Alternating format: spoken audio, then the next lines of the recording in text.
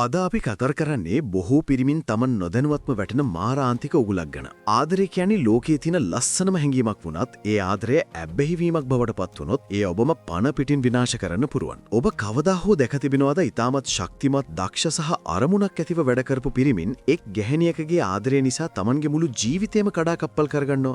මෙහිදී වැරද්ද ඇත්තේ එම ස්ත්‍රිය අතේ නොවේ. එම පිරිමියා තමන්ගේ මානසික පාලනය ඇය අතට පත් කිරීම තුලයි. මිනිසෙකු ස්ත්‍රියකට ඇබ්බැහි වූ විට ඔහුගේ ලෝකයේම කඩුනිලක් මෙන් බිඳ වැටෙනවා. අද අපි කරුණු 6ක් ඔස්සේ මේ තත්ත්වය ගැඹුරින් විග්‍රහ කරමු. 1. ඔහුගේ අවධානය වෙනස් වීම. His focus shifts.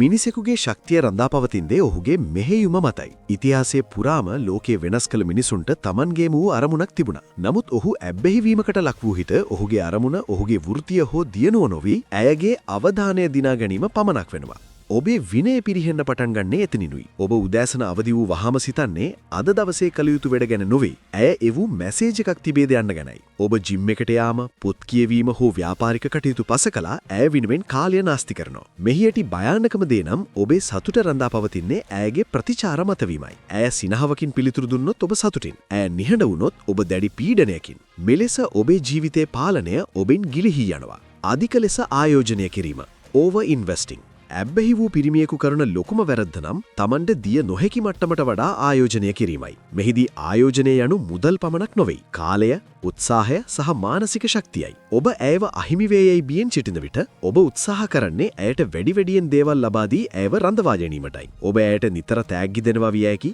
ඇය කොහේ ගියත් ඇයව රැගෙන යාමට ඔබේ වැඩ අතහැර දමනවා විය හැකි. නමුත් මනෝවිද්‍යාත්මකව මෙහි සිදුවන්නේ අනෙකක්. ඔබ වැඩියෙන් ආයෝජනය කරන තරමට ඇයගේ ඇස් හමුවේ ඔබේ අගය වැලියු අඩු වෙනවා. මන්ද ඔබව ඕනෑම වෙලාවක ලබාගත හැකි ලාභ දෙයක් ලෙස ඇය දකින්න පටන් ගන්නා නිසයි. මානසික පාලනය ගිලිහී යාම. Loss of emotional control. ඇබ්බැහිවීම කියන්නේ ඇලීමකට වඩා බියක්. ඇය ඔන්ලයින් සිටියේදීත් ඔබට පිළිතුරු නොදෙන විට ඔබේ හදගැස්ම වැඩි වෙනවද? ඇයගේ කටහඬේ සුළු වෙනසක් පවා ඔබව පෑ ගණනක් කල්පනා කරවනවද? මෙය ආදරය නොදී මානසික වහල්භාවයයි. පිරිමියෙකුට තිබිය යුතු ප්‍රධානතම ගුණාංගයක් වන්නේ සංලැජ්ජතාවය. ඕනෑම ප්‍රශ්නයකදී නොසැලී සිටීමේ හැකියාව ඔහුට තිබිය යුතුයි. නමුත් ඇබ්බැහි වූ විට කුඩා සිදුවීමකට පවා ඔහු කලබල වෙනවා. ඔහු ඇයගේ සමාජ මාධ්‍ය ගිණුම් පරීක්ෂා කරමින් ඇය කා සමග සිටිනවාදයි සැක කරමින් තමන්ගේම මනස නරකයකට පත් කරගන්නවා. මෙම කාංක්ෂාව නිසා අවසානය ඔහු කරන්නේ ඇයව තව තවත් තමන්ගෙන් ඈත් කර ගැනීමයි. 4. ප්‍රමිතීන් සහ සීමාවන් බිඳ වැටීම.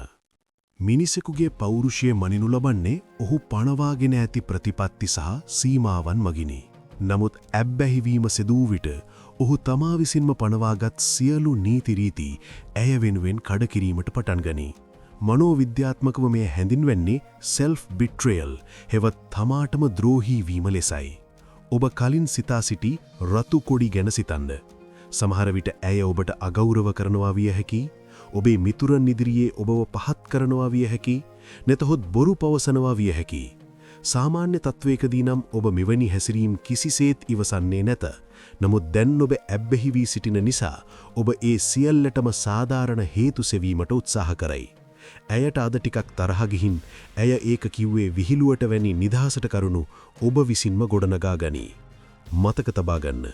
ඔබ යම් වරද්දක් ඉවසන විට ඔබ ඇයට උගන්වන්නේ ඔබට තව තවත් අගෞරව කළ හැකි බවයි.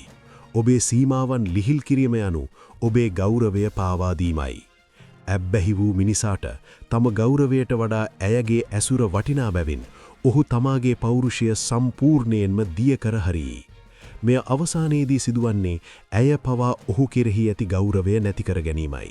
මන්ද තමාටම ගරු නොකරන මිනිසෙකුට කිසිම කාන්තාවක් ගරු කරන්නේ නැත. 5.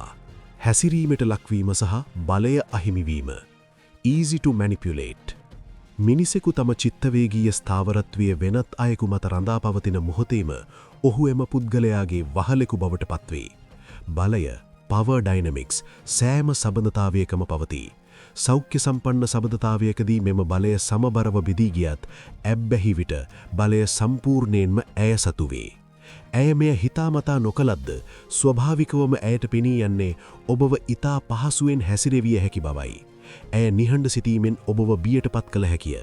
ඇයට අවශ්‍ය දේ ලබා ගැනීම නම් ඇය කළ යුත්තේ ඔබ කෙරෙහි දක්වන අවධානය මදක් අඩු කිරීම පවණි.